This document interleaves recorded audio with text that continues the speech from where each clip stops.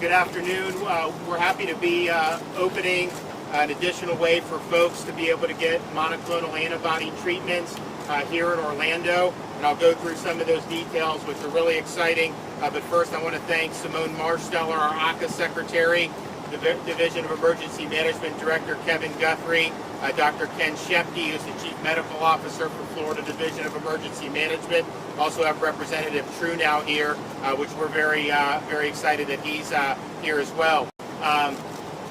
We've really, I think, identified over the last couple of weeks one thing that just wasn't known enough in terms of what do you do, upon getting a positive test of COVID-19.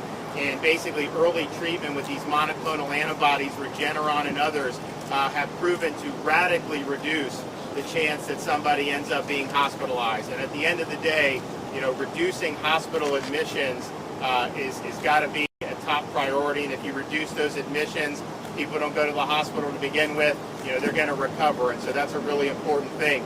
If you look at what we've seen in terms of data and other things over the last couple of weeks, CDC director even recently said that the vaccines are helping to reduce severe outcomes, not protecting against transmission to the extent that we had hoped. You look at what's going on in Israel, one of the most vaccinated countries in the world, they're seeing an infection wave. And then there was a preprint out of the Mayo Clinic which looked at the various vaccines, in particular protection against infection, and showed that some of them, particularly Pfizer, started to wane. And so, talk to the hospitals throughout Florida, I think they all say the protection against really severe illness is still holding, but in terms of it preventing, creating the type of herd immunity or preventing any type of infections, that hasn't necessarily been the case. I think the efficacy has not been quite what the clinical trials showed. So just understanding that, we've got to make sure we look and understand, okay, there are people who are vaccinated who are testing positive. Obviously, you have unvaccinated who are testing positive. The unvaccinated are still more likely to be admitted to the hospitals. I mean, everyone you talk to in any of these health systems will say that their patients are disproportionately amongst those who are unvaccinated. But it's interesting, there's been a lot of focus on that, and rightfully so. We've spoken to different systems and asked them, of your admitted patients for COVID, what percentage of them had received the monoclonal antibody prior to being admitted? And they say well over 90% of their current admissions did not get the monoclonal antibody treatment. And so that is a tool in the toolbox that really needs to be used. And so we saw a need to, one, just publicize it more, but two, also to expand access. Most of the health systems have been doing this since the EUA happened many, many months ago, and I know there are different transfusion centers or whatnot, which is good. But even a big health system, they're typically doing about 50 patients a day, which is helpful, but we think once more people know about it, there's going to be an even bigger demand. And so here, what we're doing, we started one in Jacksonville, we have one here in Camping World Stadium. So this is going to be open 7 days a week, and is going to be able to treat up to 320 patients a day right here at Camping World Stadium. So that is a really significant chunk of folks, and you're going to be able to actually, the Surgeon General's done a standing order, so you don't even need a prescription from a doctor. And if you go on patientportalfl.com, to the same site where you could go and do a vaccine appointment, you can do and reserve spots to do a monoclonal antibody treatment. And again, this has been shown to dramatically reduce the likelihood that you're admitted into the hospital. Simone's actually going to talk about a personal story on it, and I think most of the data is very strong, but then just talking to people and how much better they feel after doing this, it really is striking to be able to see that. And so we're going to be doing these sites. There's going to be more throughout the state that we'll be rolling out, and each one of them we're looking at doing about 320 treatments a day. Now, hopefully you don't need that many, but we want to send the message is if you do test positive and you're somebody, particularly if you're high risk for severe COVID outcomes, elderly folks, immunocompromised, morbid obesity, diabetes, kidney problems, chronic heart or lung conditions, this is something that really, if done early, can make a big difference. But that's really the key, is early intervention. Once you're a typical person that's testing positive, obviously that doesn't have health problems, the body creates antibodies, it fights off the virus, they recover. Well, when you have these categories, sometimes there's problems with creating those antibodies naturally. This antibody cocktail basically turbocharges that and will fight off the virus. Now, once the virus is spread a certain amount within your body, it can't really unwind that at that point. And so that's the key, early treatment. Just know that this is out there and know that this is something that's going to be available for people. The Regeneron, just so everybody knows, is free. It's free to the state of Florida. The Trump administration basically just bought out all of the monoclonal antibodies once they were being developed. So it does not cost the state of Florida any money to get here, and it does not cost the patients any money to receive it. And so don't think that this is something, I hear some people say, oh, this is thousands of dollars. That is just not true. This is something that's free, and we want people to be able to take advantage of it. And of course, especially if you're high risk. And so this is, I think, an important fight. I think it's been under-publicized. The good thing is since we've been rolling out the expansion of this, more and more people have been asking about it, and more people have utilized it. We've already gotten great feedback from people who went in, were feeling really bad, did it, and 24, 48 hours later started feeling much better. So those are really, really good stories. And again, you go to patientportalfl.com. You can sign up to be able to do it, and this is something that's very important. It's also having a successful, effective early treatment is not mutually exclusive with vaccines. It's not an either or. You want to do both. I mean, if you're vaccinated, you're high risk, you still may want to get this treatment. Obviously, if you're not vaccinated and you're high risk and you get infected, you want to get the treatment. And so they're not mutually exclusive. They both go together. We do believe that the folks who are being admitted to hospitals overwhelmingly tend to be people who are A, not vaccinated, but also B, that have not gotten this monoclonal antibody treatment. There are not a lot of people who got it and then ended up in the hospital. And so I think that that's a testament that this is something that's been effective. So Simone Marstiller's here. I'm going to have her come up and talk a little bit about this. Then Kevin will talk a little bit more about the state's footprint and what we're doing here in Central Florida. And we're going to be expanding. We'll do other parts of Central Florida. We're going to do other parts of Florida as well. So that's all in the hopper and will be rolled out in the next few days. So Simone? Thank you very much, Governor. What you are doing is so very important to the people of the state of Florida right now. Spreading the word about the antibody treatment and providing opportunities for Floridians who are COVID positive to come and get this treatment. My portion of today is to give you all a personal story about how effective this treatment is. A close family member, in fact my daughter, came down with COVID about a week and a half ago.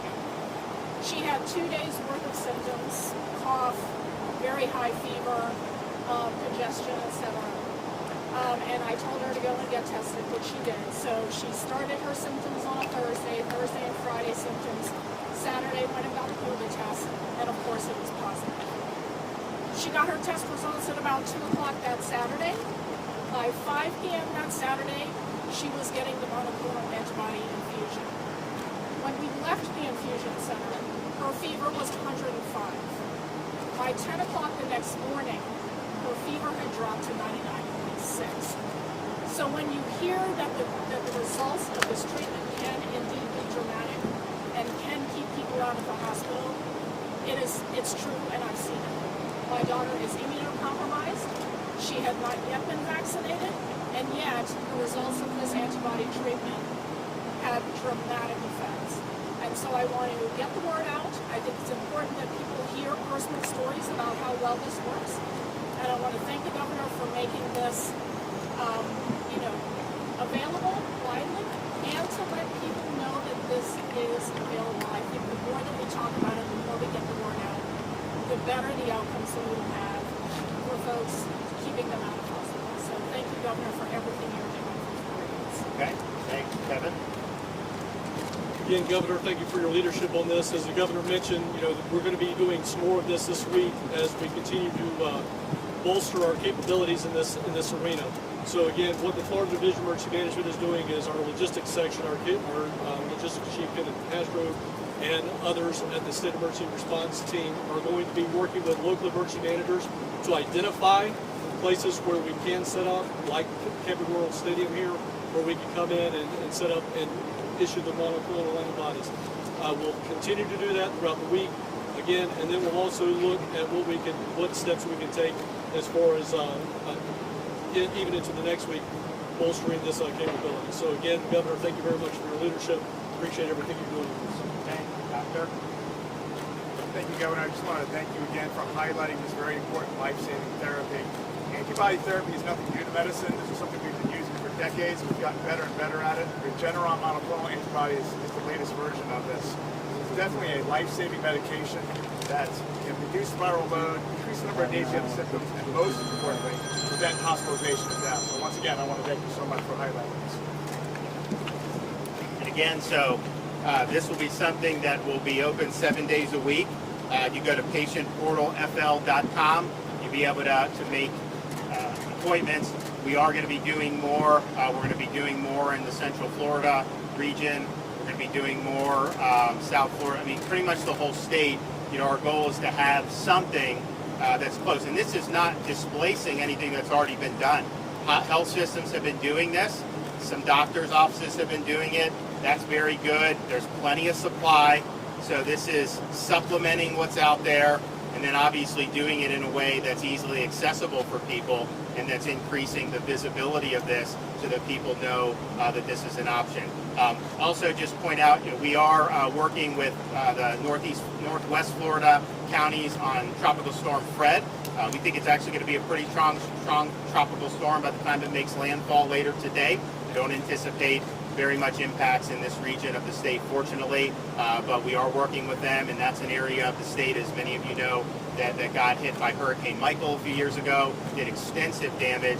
While this is not a Michael-type storm in terms of wind, that part of Florida, and actually many parts of Florida, have been getting a lot of rain, so there's a lot of saturation. So as that comes, we are anticipating some flash flooding and some other problems. So Kevin and those guys have been working. We'll be back at the EOC tonight working on that, but they're very well prepared. They've been working on this. And I mean, they actually had it kind of riding the west coast of Florida, hitting North Florida, and then they did it all the way. It was going to go to Mississippi and Alabama yesterday at 11, and then they redid it back to the state of Florida. So we're prepared for impacts, and we'll be responding appropriately. With that, we can take some questions. Yes, ma'am. Governor, I have a question. We understand the benefits of monoclonal antibodies. We do see more people are using it here in Central Florida. Credit to that.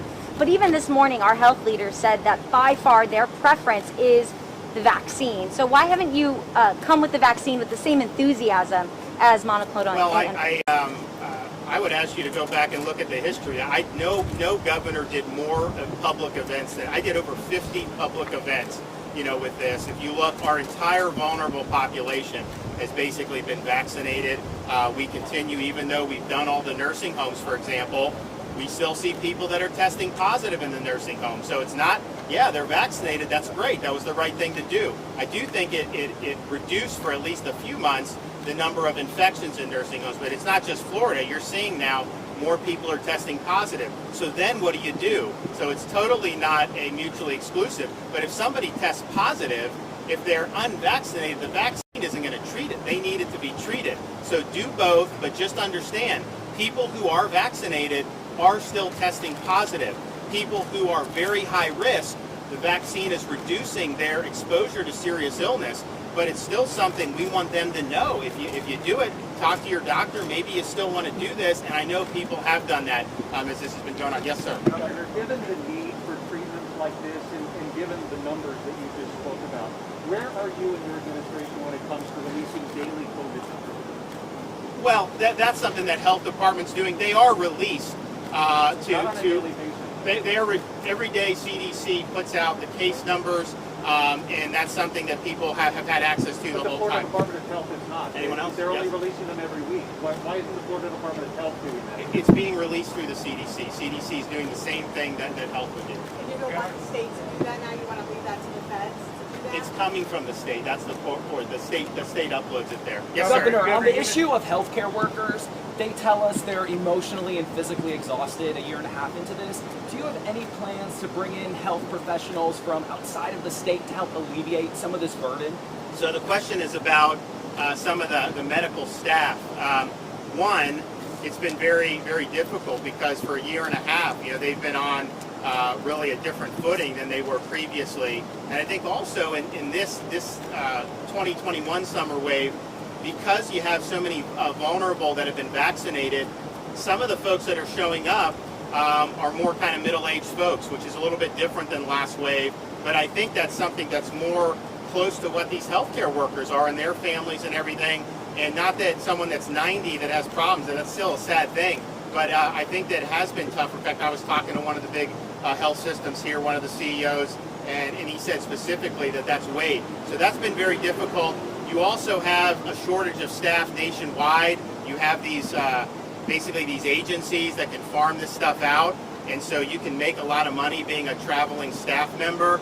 I spoke with folks in Central Florida and beyond. They all say that this is their responsibility. We did have a lot of staff that we farmed out throughout 2020, and we were happy to do that. Cost the state a lot of money, but there have been a lot of times to prepare, and I know that they're making whatever arrangements they need to do. But yeah, look, it's been that they've had to bend as the census has increased with COVID, and they've had to do other things, which is kind of what they're trained to do. But I think it's going to continue to be an issue in the healthcare system just generally, because you're fighting with these staffing agencies and all this other stuff, and maybe that bubble will burst, but at least as of right now, you're seeing that not just in Florida, but around the country. Yes, This ma'am. particular site has stopped providing the Johnson & Johnson vaccine as of today. So the question's about the J&J. So this site, no sites are getting them now because we have not gotten a shipment from the federal government since May 2nd. Was the last time the state got J&J. So they've been farmed out as needed, but we're now at the point where the stockpile is depleted. And so if there's more J&J that comes in, then obviously it'll be going out. So right now, the high throughput sites like you have here in Orlando, they're getting a combination of the Pfizer and the Moderna. I personally, for these types of sites, I like J&J because you just go through once. That's what I got many months ago, and I think that that's a good option. So if we can get more, we obviously want to provide it for all these different sites, particularly when you're talking about people that are getting it in like a non-clinical setting. If it's a drive-through or something, it really does help to be able to have to go one time, because then logistically we know if there's 200 people that come through to Johnson & Johnson, those are 200 people we don't have to worry about having to be there 30 days later or 28 days or 21 days later. So it is very helpful. I think actually the J&J data, I think it's held up very well against Delta, and I think it's been a really good option. So hopefully we'll be able to get some more, and as soon as we get it, we will feed these high throughput sites, no problem. Governor, on tourism, can you give us a message that you give? For these Because we know clinics to be set up?